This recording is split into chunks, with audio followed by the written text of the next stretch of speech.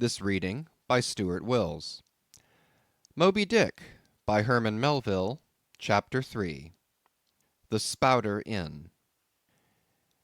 Entering that gable-ended Spouter Inn, you found yourself in a wide, low, straggling entry with old-fashioned wainscots, reminding one of the bulwarks of some condemned old craft. On one side hung a very large oil painting, so thoroughly besmoked and every way defaced that, in the unequal cross-lights by which you viewed it, it was only by diligent study and a series of systematic visits to it, and careful inquiry of the neighbors, that you could any way arrive at an understanding of its purpose. Such unaccountable masses of shades and shadows, that at first you almost thought some ambitious young artist, in the time of the New England hags, had endeavored to delineate chaos bewitched. But by dint of much and earnest contemplation and oft-repeated ponderings, and especially by throwing open the little window towards the back of the entry, you might at last come to the conclusion that such an idea, however wild, might not be altogether unwarranted. But what most puzzled and confounded you was a long, limber, portentous black mass of something hovering at the centre of the picture, over three blue, dim, perpendicular lines floating in a nameless yeast. A boggy, soggy, squitchy picture, truly, enough to drive a nervous man distracted. Yet was there a sort of indefinite, half-attained, unimaginable sublimity about it that fairly froze you to it, till you involuntarily took an oath with yourself to find out what that marvellous painting meant. Ever and anon a bright but, alas, deceptive idea would dart you through. It's the Black Sea in a midnight gale. It's the unnatural combat of the four primal elements. It's a blasted heath. It's a Hyperborean winter scene. It's the breaking up of the ice-bound stream of time. But at last all these fancies yielded to that one portentous something in the picture's midst. That once found out, and all the rest were plain. But stop! Does it not bear a faint resemblance to a gigantic fish? Even the great Leviathan himself? In fact, the artist's design seemed this, a final theory of my own, partly based upon the aggregated opinions of many aged persons with whom I conversed upon the subject. The picture represents a Cape Horner in a great hurricane, the half-foundered ship weltering there with its three dismantled masts alone visible, and an exasperated whale, purposing to spring clean over the craft, is in the enormous act of impaling himself upon the three mastheads. The opposite wall of this entry was hung over with a heathenish array of monstrous clubs and spears. Some were thickly set with glittering teeth resembling ivory saws, others were tufted with knots of human hair, and one was sickle-shaped, with a vast handle sweeping round like the segment made in the new-mown grass by a long-armed mower. You shuddered as you gazed, and wondered what monstrous cannibal and savage could ever have gone a death-harvesting with such a hacking, horrifying implement. Mixed with these were rusty old whaling lances and harpoons all broken and deformed. Some were storied weapons. With this once long last, now wildly elbowed, 50 years ago did Nathan Swain kill 15 whales between a sunrise and a sunset; and that harpoon, so like a corkscrew now, was flung in the Javan seas and run away with by a whale years afterwards slain off the Cape of Blanco. The original iron entered nigh the tail, and, like a restless needle sojourning in the body of a man, travelled full 40 feet, and at last was found embedded in the hump. Crossing this dusky entry, and on through yon low-arched way, cut through what in old times must have been a great central chimney with fireplaces all round, you enter the public room. A still duskier place is this, with such low ponderous beams above, and such old wrinkled planks beneath, that you would almost fancy you trod some old craft's cockpits, especially of such a howling night, when this corner-anchored old ark rocked so furiously. On one side stood a long, low, shelf-like table covered with cracked glass cases, filled with dusty rarities gathered from this wide world's remotest nooks. Projecting from the further angle of the room stands a dark-looking den, the bar, a rude attempt at a right whale's head. Be that how it may, there stands the vast arched bone of the whale's jaw, so wide a coach might almost drive beneath it. Within are shabby shelves, ranged round with old decanters, bottles, flasks, and in those jaws of swift destruction, like another cursed Jonah, by which name indeed they called him, bustles a little withered old man, who, for their money, dearly sells the sailors deliriums and death. Abominable are the tumblers into which he pours his poison. Though true cylinders without, within the villainous green goggling glasses deceitfully tapered downwards to a cheating bottom. Parallel meridians rudely pecked into the glass surround these footpads goblets. Fill to this mark, and your charge is but a penny. To this, a penny more, and so on to the full glass, the Cape Horn measure, which you may gulp down for a shilling. Upon entering the place, I found a number of young seamen gathered about a table, examining by a dim light the divers specimens of scrimshander. I sought the landlord, and telling him I desired to be accommodated with a room, received for answer that his house was full, not a bed unoccupied.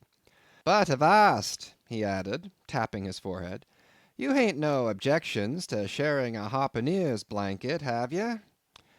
I suppose you're going a whaling, so you better get used to that sort of thing."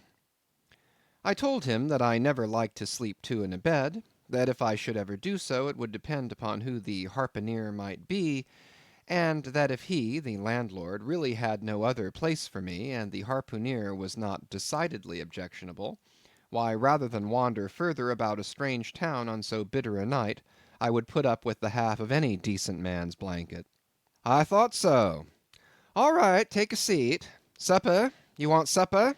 Supper'll be ready directly."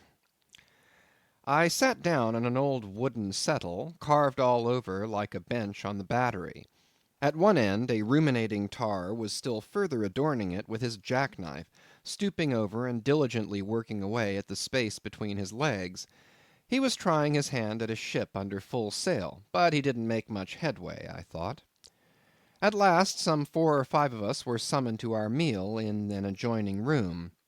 It was cold as Iceland, no fire at all. The landlord said he couldn't afford it. Nothing but 2 dismal tallow candles, each in a winding sheet. We were fain to button up our monkey jackets, and hold to our lips cups of scalding tea with our half-frozen fingers. But the fare was of the most substantial kind. Not only meat and potatoes, but dumplings, good heavens! Dumplings for supper. One young fellow in a green box coat addressed himself to these dumplings in a most direful manner. "My boy," said the landlord, "you'll have the nightmare to a dead certainty." "Landlord," I whispered, "that ain't the harpooneer, is it?" "Oh no," said he, looking sort of diabolically funny. "The harpooneer is a dark complexioned chap. He never eats dumplings, he don't. He eats nothing but steaks, and he likes 'em rare." "The devil he does," says I. "Where is that harpooneer? Is he here?" "He'll be here afore long," was the answer.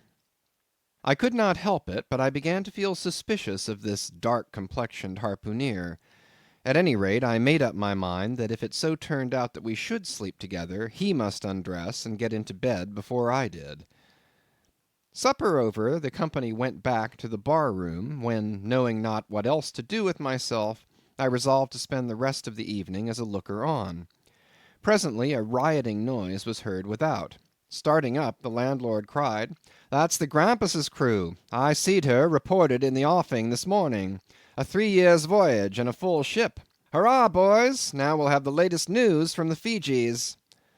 A tramping of sea boots was heard in the entry. The door was flung open, and in rolled a wild set of mariners enough. Enveloped in their shaggy watch coats, and with their heads muffled in woolen comforters, all bedarned and ragged, and their beards stiff with icicles, they seemed an eruption of bears from Labrador. They had just landed from their boat, and this was the first house they entered. No wonder, then, that they made a straight wake for the whale's mouth, the bar, when the wrinkled little old Jonah, there officiating, soon poured them out brimmers all round. One complained of a bad cold in his head, upon which Jonah mixed him a pitch-like potion of gin and molasses, which he swore was a sovereign cure for all colds and catarrhs whatever, never mind of how long-standing, or whether caught off the coast of Labrador or on the weather side of an ice island. The liquor soon mounted into their heads, as it generally does even with the arrantest topers newly landed from sea, and they began capering about most obstreperously. I observed, however, that one of them held somewhat aloof, and though he seemed desirous not to spoil the hilarity of his shipmates by his own sober face, yet upon the whole he refrained from making as much noise as the rest. This man interested me at once, and since the sea gods had ordained that he should soon be my shipmate, though but a sleeping partner one so far as this narrative is concerned, I will here venture upon a little description of him. He stood a full 6 feet in height, with noble shoulders, and a chest like a coffer dam. I have seldom seen such brawn in a man. His face was deeply brown and burnt, making his white teeth dazzling by the contrast, while in the deep shadows of his eyes floated some reminiscences that did not seem to give him much joy. His voice at once announced that he was a Southerner, and from his fine stature I thought he must be one of those tall mountaineers from the Alleghanian Ridge in Virginia. When the revelry of his companions had mounted to its height, this man slipped away unobserved, and I saw no more of him till he became my comrade on the sea. In a few minutes, however, he was missed by his shipmates, and being, it seems, for some reason a huge favourite with them, they raised a cry of "Bulkington! Bulkington! Where's Bulkington?" and darted out of the house in pursuit of him. It was now about 9 o'clock, and the room seeming almost supernaturally quiet after these orgies, I began to congratulate myself upon a little plan that had occurred to me just previous to the entrance of the seamen. No man prefers to sleep two in a bed. In fact, you would a good deal rather not sleep with your own brother. I don't know how it is, but people like to be private when they are sleeping. And when it comes to sleeping with an unknown stranger, in a strange inn, in a strange town, and that stranger a harpooneer, then your objections indefinitely multiply. Nor was there any earthly reason why I, as a sailor, should sleep two in a bed more than anybody else; for sailors no more sleep two in a bed at sea than bachelor kings do ashore. To be sure, they all sleep together in one apartment, but you have your own hammock, and cover yourself with your own blanket, and sleep in your own skin. The more I pondered over this harpooneer, the more I abominated the thought of sleeping with him. It was fair to presume that being a harpooneer, his linen or woolen, as the case might be, would not be of the tidiest, certainly none of the finest. I began to twitch all over. Besides, it was getting late, and my decent harpooneer ought to be home and going bedwards. Suppose now he should tumble in upon me at midnight. How could I tell from what vile hole he had been coming? "Landlord, I've changed my mind about that harpooneer. I shan't sleep with him. I'll try the bench here." "Just as you please. I'm sorry I can't spare ye a tablecloth for the mattress, and it's a plaguey rough board here," feeling of the knots and notches. "But wait a bit, Scrimshander. I've got a carpenter's plane there in the bar. Wait, I say, and I'll make ye snug enough." So saying, he procured the plane, and with his old silk handkerchief first dusting the bench, vigorously set to planing away at my bed, the while grinning like an ape. The shavings flew right and left, till at last the plane iron came bump against an indestructible knot. The landlord was near spraining his wrist, and I told him for heaven's sake to quit. The bed was soft enough to suit me, and I did not know how all the planing in the world could make eider down of a pine plank. So gathering up the shavings with another grin, and throwing them into the great stove in the middle of the room, he went about his business, and left me in a brown study. I now took the measure of the bench, and found that it was a foot too short, but that could be mended with a chair. But it was a foot too narrow, and the other bench in the room was about 4 inches higher than the planed one, so there was no yoking them. I then placed the first bench lengthwise along the only clear space against the wall, leaving a little interval between for my back to settle down in. But I soon found that there came such a draught of cold air over me from under the sill of the window that this plan would never do at all, especially as another current from the rickety door met the one from the window, and both together formed a series of small whirlwinds in the immediate vicinity of the spot where I had thought to spend the night. The devil fetch that harpooneer, thought I. But stop, couldn't I steal a march on him? Bolt his door inside, and jump into his bed, not to be wakened by the most violent knockings? It seemed no bad idea, but upon second thoughts I dismissed it. For who could tell but what the next morning, so soon as I popped out of the room, the harpooneer might be standing in the entry, all ready to knock me down?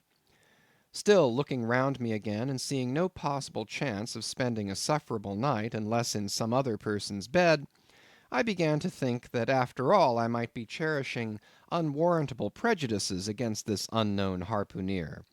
Thinks I, I'll wait a while. He must be dropping in before long. I'll have a good look at him then, and perhaps we may become jolly good bedfellows after all. There's no telling. But though the other boarders kept coming in by ones, twos, and threes, and going to bed, yet no sign of my harpooneer. "Landlord," said I, "what sort of chap is he? Does he always keep such late hours?" It was now hard upon 12 o'clock. The landlord chuckled again with his lean chuckle, and seemed to be mightily tickled at something beyond my comprehension. "No," he answered, "generally he's an early bird, early to bed and early to rise. Yes, he's the bird what catches the worm. But to-night he went out a-peddling, you see, and I don't see what on earth keeps him so late, unless, maybe, he can't sell his head." "Can't sell his head! What sort of a bamboozlingly story is this you're telling me?" getting into a towering rage. "Do you pretend to say, landlord, that this harpooneer is actually engaged this blessed Saturday night, or rather Sunday morning, in peddling his head around town?" "That's precisely it," said the landlord, "and I told him he couldn't sell it here, the market's overstocked." "With what?" shouted I. "With heads, to be sure. Ain't there too many heads in the world?" "I tell you what it is, landlord," I said quite calmly, "you'd better stop spinning that yarn to me. I am not green."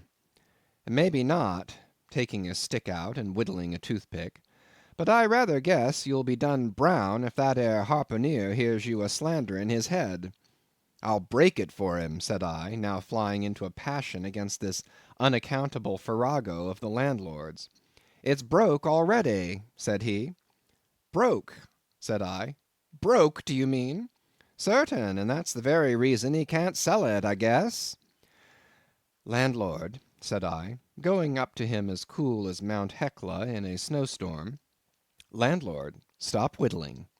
You and I must understand one another, and that too without delay. I come to your house and want a bed. You tell me you can only give me half of one, that the other half belongs to a certain harpooneer.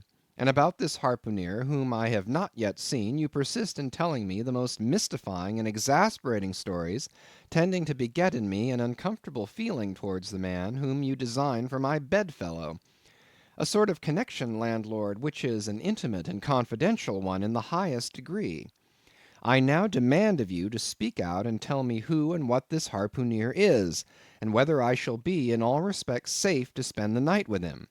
And in the first place, you will be so good as to unsay that story about selling his head, which, if true, I take to be good evidence that this harpooneer is stark mad, and I've no idea of sleeping with a madman. And you, sir, you, I mean, landlord, you, sir, by trying to induce me to do so knowingly, would thereby render yourself liable to a criminal prosecution." "Well," said the landlord, fetching a long breath, "that's a pretty long sermon for a chap that rips a little now and then.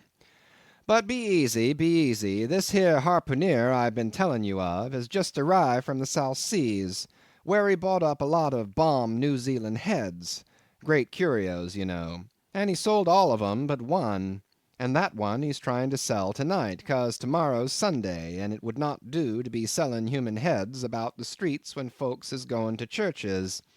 He wanted to last Sunday, but I stopped him just as he was going out the door with 4 heads strung on a string, for all the earth like a string of onions. This account cleared up the otherwise unaccountable mystery, and showed that the landlord after all had no idea of fooling me.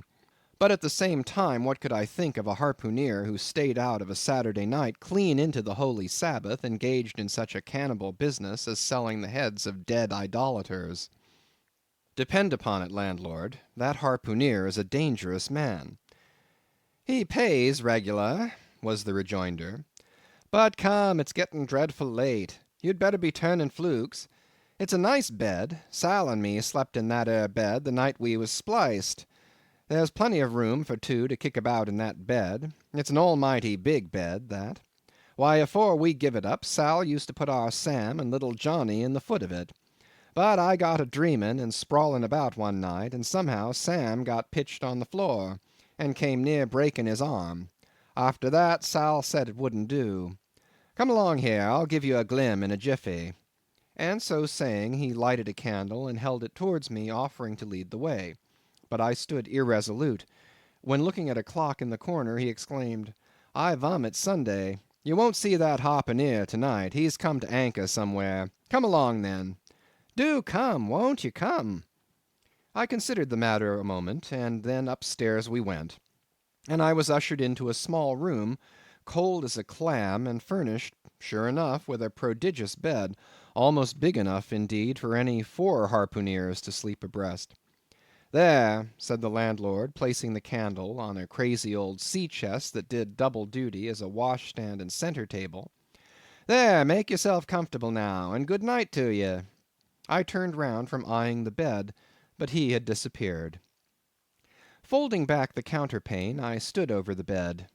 Though none of the most elegant, it yet stood the scrutiny tolerable well. I then glanced round the room, and besides the bedstead and centre table, could see no other furniture belonging to the place, but a rude shelf, the 4 walls, and a papered fireboard representing a man striking a whale. Of things not properly belonging to the room, there was a hammock lashed up and thrown upon the floor in one corner, also a large seaman's bag containing the harpooneer's wardrobe, no doubt in lieu of a land trunk. Likewise, there was a parcel of outlandish bone fish-hooks on the shelf over the fireplace, and a tall harpoon standing at the head of the bed. But what is this on the chest? I took it up, and held it close to the light, and felt it, and smelt it, and tried every way possible to arrive at some satisfactory conclusion concerning it. I can compare it to nothing but a large door-mat, ornamented at the edges with little tinkling tags, something like the stained porcupine quills round an Indian moccasin. There was a hole or slit in the middle of this mat, as you see the same in South American ponchos. But could it be possible that any sober harpooneer could get into a door-mat and parade the streets of any Christian town in that sort of guise? I put it on to try it, and it weighed me down like a hamper, being uncommonly shaggy and thick, and I thought a little damp, as though this mysterious harpooneer had been wearing it of a rainy day. I went up to it in a bit of glass stuck against the wall, and I never saw such a sight in my life. I tore myself out of it in such a hurry that I gave myself a kink in the neck. I sat down on the side of the bed and commenced thinking about this head-peddling harpooneer and his door-mat. After thinking some time on the bedside, I got up and took off my monkey jacket, and then stood in the middle of the room thinking. Then I took off my coat and thought a little more in my shirt sleeves. But beginning to feel very cold now, half undressed as I was, and remembering what the landlord said about the harpooneer's not coming home at all that night, it being so very late, I made no more ado, but jumped out of my pantaloons and boots, and then blowing out the light, tumbled into bed, and commended myself to the care of Heaven. Whether that mattress was stuffed with corn cobs or broken crockery, there is no telling, but I rolled about a good deal, and could not sleep for a long time. At last I slid off into a light doze, and had pretty nearly made a good offing towards the land of Nod, when I heard a heavy footfall in the passage, and saw a glimmer of light come into the room from under the door. Lord save me, thinks I, that must be the harpooneer, the infernal head-peddler. But I lay perfectly still, and resolved not to say a word till spoken to. Holding a light in one hand, and that identical New Zealand head in the other, the stranger entered the room, and without looking towards the bed, placed his candle a good way off from me on the floor in one corner, and then began working away at the knotted cords of the large bag I before spoke of as being in the room. I was all eagerness to see his face, but he kept it averted for some time while employed in unlacing the bag's mouth. This accomplished, however, he turned round, when, good heavens, what a sight! Such a face! It was of a dark purplish yellow colour, here and there stuck over with large blackish looking squares. Yes, it's just as I thought, he's a terrible bedfellow. He's been in a fight, got dreadfully cut, and here he is just from the surgeon. But at that moment he chanced to turn his face so towards the light that I plainly saw they could not be sticking plasters at all, those black squares on his cheeks. They were stains of some sort or other. At first I knew not what to make of this, but soon an inkling of the truth occurred to me. I remembered a story of a white man, a whaleman too, who falling among the cannibals had been tattooed by them. I concluded that this harpooneer in the course of his distant voyages must have met with a similar adventure. And what is it, thought I, after all? It's only his outside. A man can be honest in any sort of skin. But then what to make of his unearthly complexion? That part of it, I mean, lying round about and completely independent of the squares of tattooing. To be sure, it might be nothing but a good coat of tropical tanning, but I never heard of a hot sun tanning a white man into a purplish yellow one. However, I had never been in the South Seas, and perhaps the sun there produced these extraordinary effects upon the skin. Now, while all these ideas were passing through me like lightning, this harpooneer never noticed me at all. But after some difficulty, having opened his bag, he commenced fumbling in it, and presently pulled out a sort of a tomahawk, and a sealskin wallet with the hair on. Putting these on the old chest in the middle of the room, he then took the New Zealand head, a ghastly thing enough, and crammed it down into the bag. He now took off his hat, a new beaver hat, when I came nigh singing out with fresh surprise.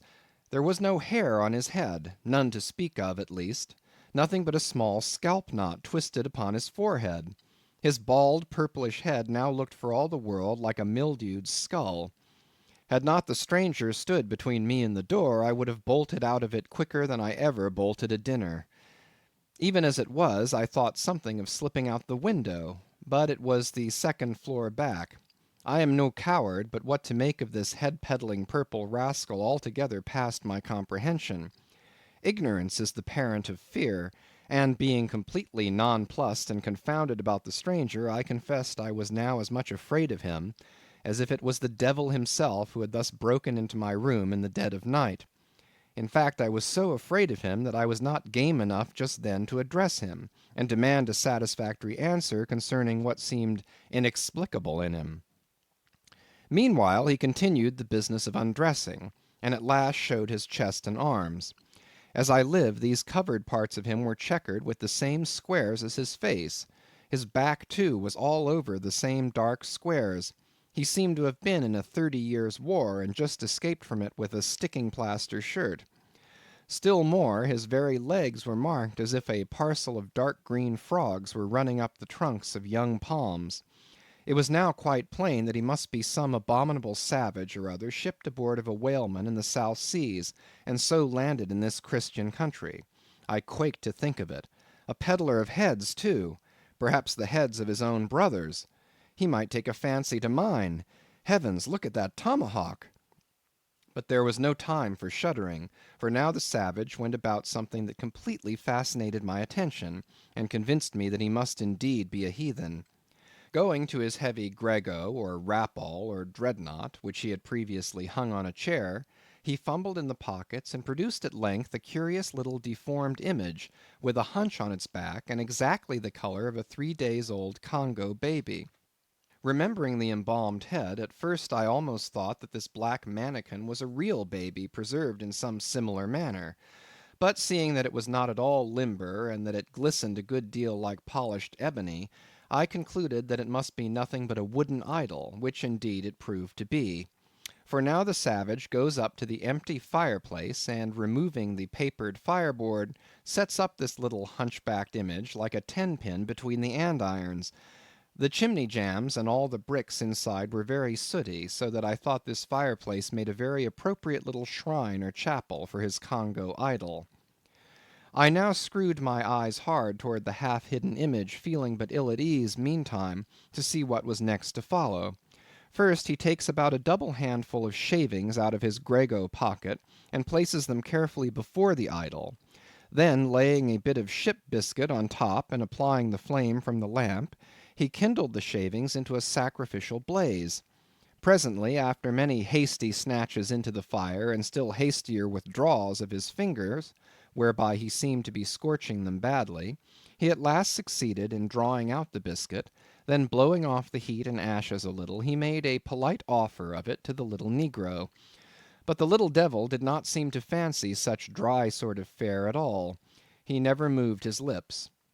All these strange antics were accompanied by still stranger guttural noises from the devotee, who seemed to be praying in a sing-song, or else singing some pagan psalmody or other, during which his face twitched about in the most unnatural manner.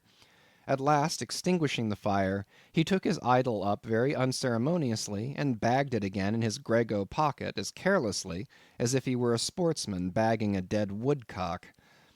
All these queer proceedings increased my uncomfortableness, and seeing him now exhibiting strong symptoms of concluding his business operations and jumping into bed with me, I thought it was high time, now or never, before the light was put out, to break the spell in which I had so long been bound. But the interval I spent in deliberating what to say was a fatal one. Taking his tomahawk from the table, he examined the head of it for an instant, and then holding it to the light, with his mouth at the handle, he puffed out great clouds of tobacco smoke. The next moment the light was extinguished, and this wild cannibal, tomahawk between his teeth, sprang into bed with me. I sang out, I could not help it now, and giving a sudden grunt of astonishment, he began feeling me. Stammering out something, I knew not what, I rolled away from him against the wall, and then conjured him, whoever or whatever he might be, to keep quiet, and let me get up and light the lamp again. But his guttural responses satisfied me at once that he but ill comprehended my meaning. "Who debble you?" he said at last. "You no speaky, damn me, I kill ye." And so saying, the lighted tomahawk began flourishing about me in the dark. "Landlord, for God's sake, Peter Coffin!" shouted I. "Landlord! Watch! Coffin! Angel, save me!" "Speak ye! Tell ye me who ye be, or damn me, I kill ye!" again growled the cannibal, while his horrid flourishings of the tomahawk scattered the hot tobacco ashes about me till I thought my linen would get on fire. But, thank heaven, at that moment the landlord came into the room, light in hand, and leaping from the bed, I ran up to him. "Don't be afraid now," said he, grinning again. "Queequeg here wouldn't harm a hair of your head." "Stop your grinning," shouted I. "And why didn't you tell me that that infernal harpooneer was a cannibal?" "I thought you'd know it. Didn't I tell ye he was a peddling heads around town? But turn flukes again and go to sleep. Queequeg, look here. You sabby me, I sabby you. This man sleepy you. You sabby?" "Me sabby plenty," grunted Queequeg, puffing away at his pipe and sitting up in bed. "You getty in," he added, motioning to me with his tomahawk, and throwing the clothes to one side. He really did this in not only a civil, but really a kind and charitable way. I stood looking at him a moment. For all his tattooings, he was on the whole a clean, comely looking cannibal. What's all this fuss I have been making about, thought I to myself. The man's a human being just as I am. He has as much reason to fear me as I have to be afraid of him. Better sleep with a sober cannibal than a drunken Christian. "Landlord," said I, "tell him to stash his tomahawk there, or pipe, or whatever you call it. Tell him to stop smoking, in short, and I will turn in with him. But I don't fancy having a man smoking in bed with me. It's dangerous. Besides, I ain't insured."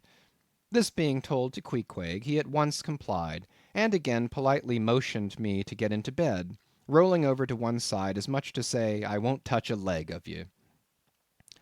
"Good night, landlord," said I. "You may go." I turned in, and never slept better in my life. End of chapter 3